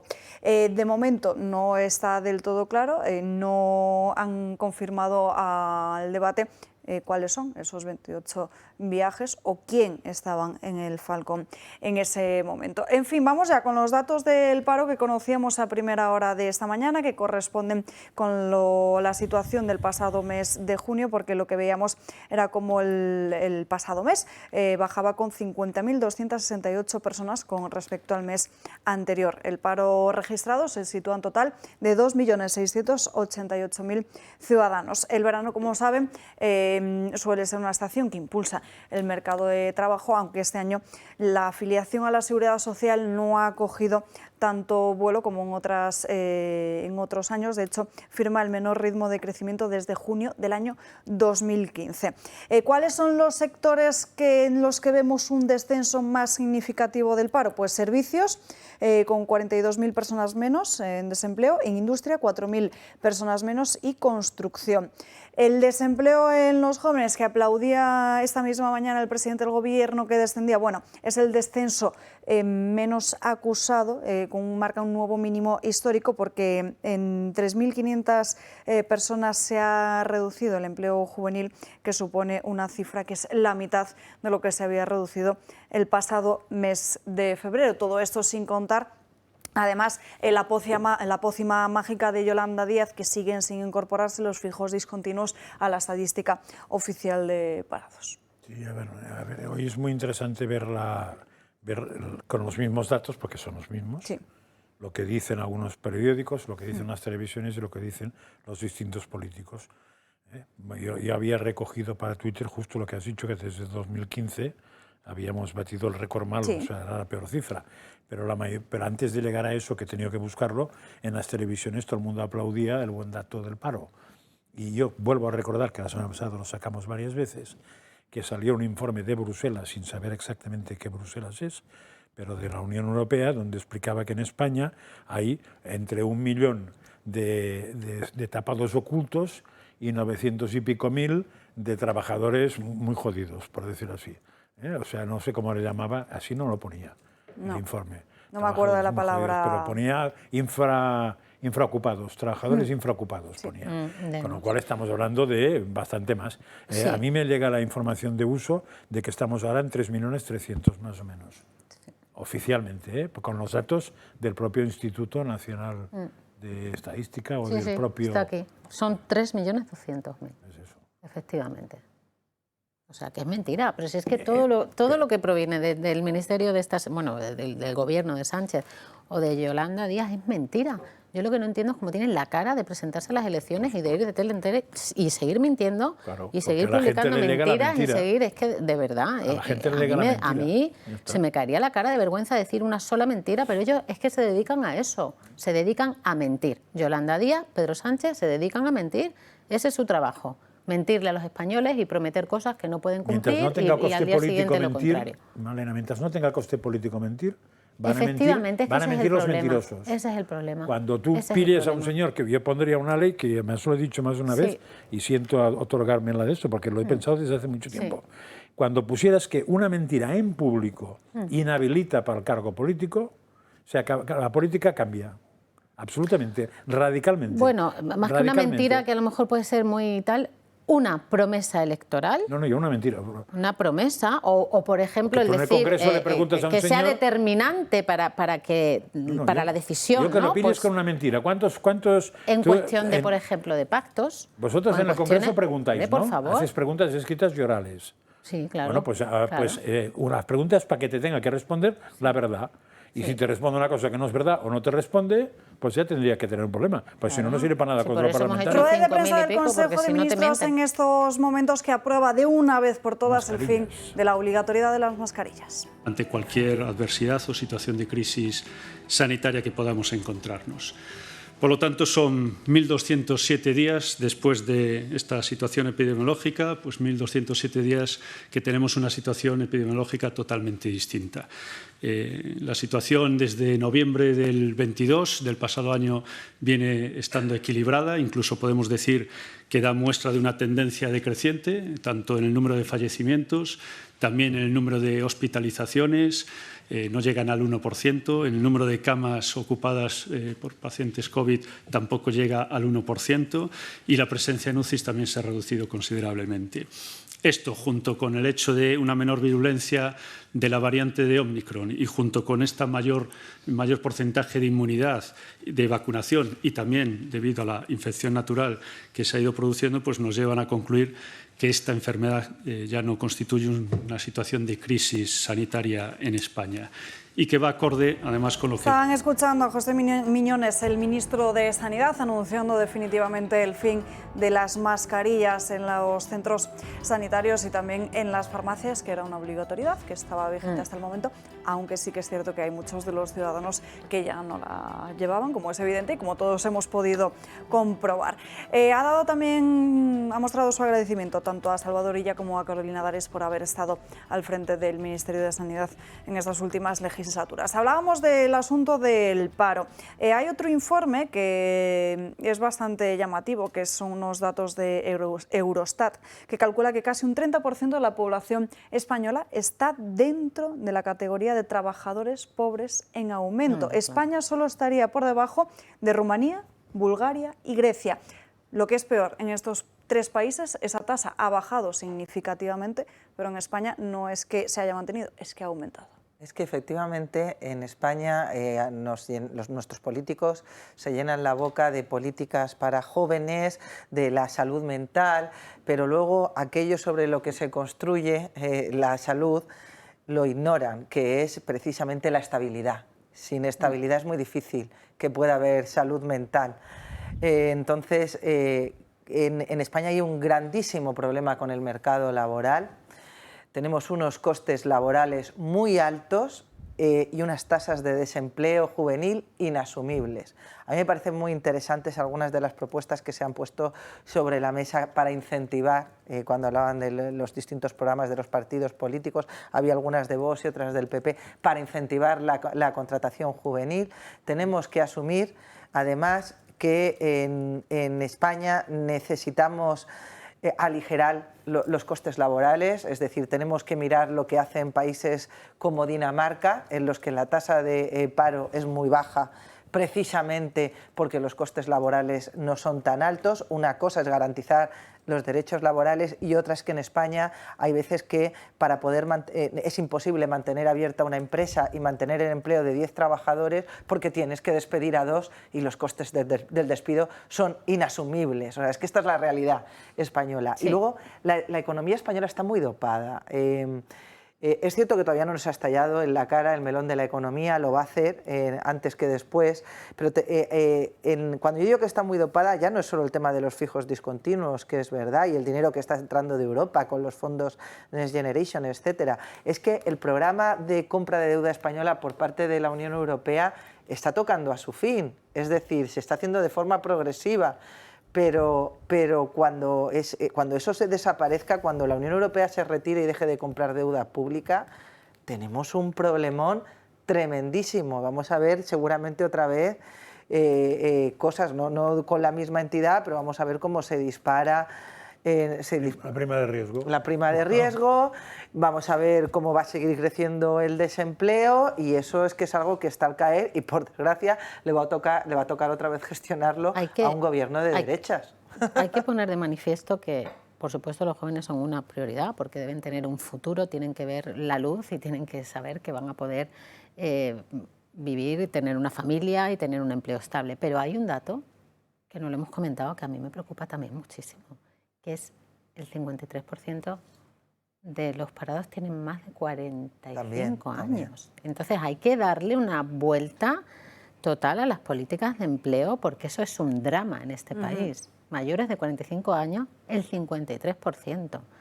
Entonces ese es el resultado de las políticas de Pedro Sánchez y de Yolanda Díaz. Eso es Yolanda Díaz, no los 20.000 euros. No, es que cuando tengáis 45 años os va a abandonar. Y les va a dar igual y no lo va a comentar. Bueno, les va a abandonar desde el principio, eso es todo mentira lo que propone, pero que es algo que ni se comenta. Es el empleo público, ojo a los datos de empleo público, porque es que se están, digamos, maquillando las estadísticas a base de contrataciones que realiza la administración y eso es inasumible para un país en el que el sector privado no llega para cubrir al sector público. ¿Qué diría Francas ahora recordando la historia de todos los que se suben al carro y que el carro ya no tira más? Lo que explica Julio, pero además añado que hoy sale una información de que Ximo Puig pasó a funcionarios, no sé si son 12.500 o 13.000. Sin examen.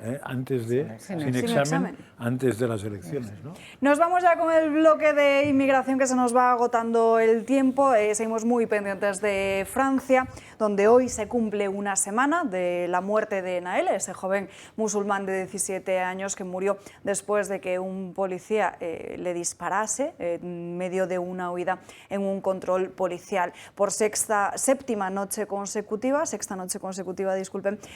han producido las diferentes protestas, aunque eso sí, la tensión se ha relajado un poco. Aún así, fíjense, el número de detenidos, el saldo es de 72 personas, 159 coches incendiados, 24 edificios públicos dañados por ataques de alborotadores y también 4 comisarías que han sido asaltadas y todo esto además con 45.000 agentes de policía en las calles. Emmanuel Macron todavía no lo ha hecho, suponemos que tampoco lo va a hacer, no ha decretado ese estado de emergencia, pero sí que ayer cuando visitaba uno de esos edificios aludía a esa posibilidad de sancionar económicamente a las familias de menores responsables de violencia. Y es que la ley penal en Francia dice, y así también lo ha asegurado el propio ministro de Justicia francés en las últimas horas, que cuando los padres no ejercen su autoridad parental, que es como la patria potestad, puede poner en entredicho la seguridad o la moralidad de los niños y entonces los progenitores podrían incurrir en una multa de hasta 2 años de cárcel y 30.000 euros. Y además con el panorama que nos estamos encontrando, que muchos de estos detenidos son menores de edad. No solo estamos hablando de niños de 17 años, sino niños incluso de 12 y 13. Pero ojo, porque aquí la situación no está mucho mejor, ¿eh? Estamos viviendo un mes negro en apuñalamientos aquí en España. Ver personas portando cuchillos en las calles se ha convertido en una imagen habitual. Amenazas, apuñalamientos. En Rota, un hombre en las inmediaciones de un supermercado amenazó a la policía. En Andújar, una persona portaba un cuchillo y un martillo, amenazando a los vecinos y a las autoridades. En ese operativo murió un agente. Buscan a una mujer por apuñalar salvajemente en el cuello a otra en Cartagena. Un joven es apuñalado en el abdomen por otro cuando defendía a una mujer a la salida de una estación del metro de Madrid. Detenido un hombre tras amenazar con un cuchillo a otro en una calle de Valladolid, y así muchos más casos. Ayer mismo una mujer de 61 años asesinada a puñaladas en el centro de Madrid por un magrebí, según los testigos. La mujer regentaba una tienda de ropa ubicada en la plaza de Tirso de Molina. Al mediodía un hombre entró en el establecimiento supuestamente a robar. Las autoridades continúan la investigación. Desde fuera se escuchó un grito y los presentes en la plaza vieron salir corriendo a un hombre. Cuando llegó el SAMUR, la mujer presentaba varias heridas de arma blanca y se encontraba en parada cardiorrespiratoria. Nada pudieron hacer para mantenerla con vida. En cambio, el tratamiento de la información por parte de otros medios de comunicación no es completo. Comunican asesinatos sin asesinos. Se puede leer que no hay un sujeto atacante, solamente una víctima. Alguien es asesinado, pero no hay asesino. También encontrar la noticia es complicado, no están en las portadas, predominan otras de carácter menos relevante, aunque para ellos parece ser que no es así. Por un lado, las autoridades deben luchar para terminar con estas situaciones y por otro, los medios de comunicación deben informar como es debido. Pues esta es la situación. Nada, sí. Que al final Francia no está tan lejos. No, y nosotros también es cierto que así lo estamos viendo, el nivel de delincuencia que se está alcanzando es bastante llamativo. Ayer le preguntábamos a Ricardo Ferri, se llama, ¿no? Sí. Sobre si España era un precedente o si íbamos por el mismo camino. Y hombre, decía que vamos enfocados al mismo camino, es evidente. Exacto. O sea, es evidente eso. Lo que pasa es que tenemos la suerte o la desgracia de no ser Francia. O sea, que estamos por debajo de Francia y Francia lleva más tiempo. Y, hombre, otra cosa que nos puede haber salvado mucho tiempo, que a pesar de la posición geográfica, que no hay quien la arregle, la relación que tenía Francia en África era una relación con unos países muy concretos, o una relación internacional, y la que tiene España es con otros países muy concretos, que son los países iberoamericanos, que tienen una cultura muy distinta, fundamentalmente porque tienen la nuestra. Lo que está claro es que el modelo francés ha fracasado en su totalidad. Y además hay una ley que dice que cuando estamos hablando de un menor que delinque directamente a su familia se le retiran todas las ayudas y esa norma no se está poniendo en marcha en el país vecino. Pues deberían ponerlo en marcha, porque si no tiene consecuencias esa barbaridad que estamos viendo, pues seguirán. Y mucho me temo que esto puede llegar a España y no como se ha dicho en 10 años, sino mucho antes. Esta inmigración masiva y el multiculturalismo son un fracaso absoluto que está destruyendo nuestra civilización. Nosotros lo venimos diciendo desde el principio, no se pueden dejar las fronteras abiertas y acoger a personas que no tienen la misma cultura que tenemos nosotros, porque no tienen la misma cultura y no vienen a adaptarse.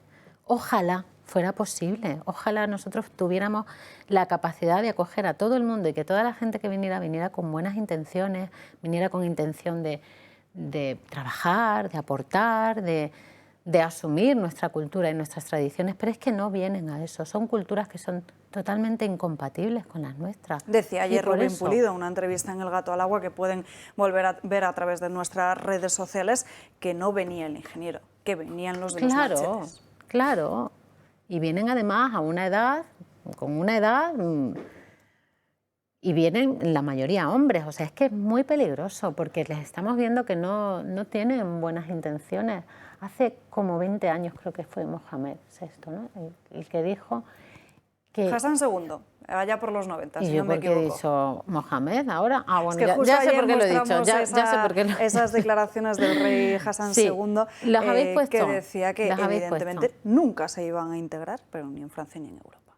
Efectivamente, y que nunca iban a ser franceses, españoles o del país donde ellos fueran, y eso es así. Y si nos lo advertían ellos mismos, ¿cómo es posible que aquí estemos defendiendo la política esta de la Agenda 2030? Que es que al final todo viene de la Agenda 2030, del multiculturalismo, es que es absurdo. Lupe, y brevemente, y nos vamos a Publi. Pues muy rápidamente. Primero, yo creo que hablar de que lo que está sucediendo en Francia es consecuencia de las protestas por la muerte de un joven, yo creo que ya no tiene sentido, porque evidentemente estas protestas ya son otra cosa. Francia tiene un problema muy grave y de difícil solución, primero con el Islam radical, que se ha tolerado. En nombre de la libertad de expresión se han tolerado que desde las mezquitas se lanzaran proclamas muy peligrosas, le pasa también a Bélgica. Y luego también, si al Islam radical y a las erróneas políticas de inmigración le sumas los antifascistas, el movimiento antifascista, que en Francia es muy poderoso, le sumas los chalecos amarillos y le sumas otros crepúsculos radicales, pues lo que te sale es lo que estamos viendo. Es cierto que hay determinadas políticas que debemos revertir. Yo siempre digo que la integración, lo primero que supone la integración es el cumplimiento de la ley. Es cumplir el sistema de fuentes del ordenamiento jurídico, que en España es la ley, la costumbre y los principios generales de derecho. Esto, tú cumples la ley y te integras. Es el primer paso. Pues tú puedes pensar y creer lo que quieras, pero tienes que cumplir la ley. El gran problema que estamos viendo entre los jóvenes es que se ha perdido el respeto al cumplimiento de la ley, y en eso tenemos unos líderes políticos que dan muy poco ejemplo, empezando por Pedro Sánchez, que cuando a él le conviene decide que no, en España no se respetan las sentencias de los tribunales y se puede indultar para corregir a un tribunal y llamarlo vengativo, que es lo que hizo con los líderes del PSOE. Última pausa para la publicidad, que nos quedamos sin tiempo, y ahora volvemos y nos vamos hasta Estados Unidos. Últimos minutos de Dando Caña en nuestra mesa. Ya está Sandro Meco, en Dos Continentes. Buenas tardes, Sandro. Muy buenas tardes, Alba. Bueno, pues hay mucha gente que ya está de vacaciones. Hay gente que ha tenido la suerte, nosotros no, por supuesto, no es el caso aún, pero que ha tenido la suerte ya de irse de vacaciones. Y eso incluye al Tribunal Supremo de los Estados Unidos en un día que, por cierto, es muy especial. Hoy es 4 de julio, el día de la independencia de los Estados Unidos, y quizá por ello el Tribunal Supremo ha querido acelerar, ha querido solucionar una serie de cuestiones de las que hemos estado hablando durante estos últimos días en Dando Caña, y que tiene una más que vamos a discutir en el programa de hoy. Permítanme presentarles a Lori Smith. Lori Smith es una diseñadora que se dedica a crear páginas web en cuestión, o al menos siguiendo los intereses de todos y cada uno de sus clientes. Bien, hubo una petición que no pudo llevar a cabo. La petición para crear una web para matrimonios homosexuales. ¿Y por qué? Porque Lori es una profunda creyente cristiana y decía que la creación de esa página web iría totalmente en contra de lo que ella creía. Entonces, la cuestión es que Lori fue denunciada por parte de ese cliente, que llevó el caso al Tribunal de Colorado, y ha tenido que intervenir este Tribunal Supremo. ¿Y qué ha dictaminado? Pues lo que están a punto de ver. Han fallado a favor de la diseñadora, que se negaba a hacer estas webs para bodas homosexuales. Bien, quizá leyendo solo ese titular y centrándonos en lo que podría pensar mucha parte de la ciudadanía mundial, se podría pensar que quizá Lori es homófoba, que tiene algo contra el colectivo LGTBI o contra la comunidad. Bien, no es así. Y no es que lo diga yo, es que la propia Lori nos contaba esto tras conocerse la sentencia del Tribunal Supremo. Es difícil hablar de esto. Ha sido un viaje de 7 años bastante difícil, e incluso hoy he recibido bastantes críticas. Creo que ha habido bastantes malentendidos en mi caso. Este caso trata del discurso libre. Quiero libertad de expresión para todos.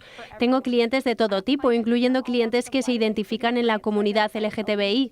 Yo quiero ser consistente con lo que creo, pero quiero lo mismo para todos. Quiero que el diseñador LGTBI, el abogado judío, el guionista demócrata, que todos puedan trabajar y diseñar en base a lo que creen, porque la libertad de expresión es para todos, así que espero que la gente vea que esto trata de la libertad, y hoy somos más libres para hablar de lo que fuimos ayer. Bien, por si esas declaraciones les han confundido, lo que Lori nos quiere decir es lo siguiente. Yo no tengo un problema con la comunidad LGTBI, de hecho tengo clientes que pertenecen a ese colectivo, a esa comunidad, y que me han encargado una serie de cosas alejadas de la ideología woke y demás cuestiones, y no he tenido ningún problema en hacerlas. Ahora bien, esto atenta literalmente contra mi libertad de religión y sobre todo contra la primera enmienda de la Constitución de los Estados Unidos, que hoy, de entre todos los días, se pone más de hecho, de relieve que nunca. Así que esta es la cuestión. Esto es lo que ha dictaminado el Tribunal Supremo, Alba, con respecto a la decisión con Lori Smith. Bueno, al final parece muy razonable, ¿no? Sí, curioso.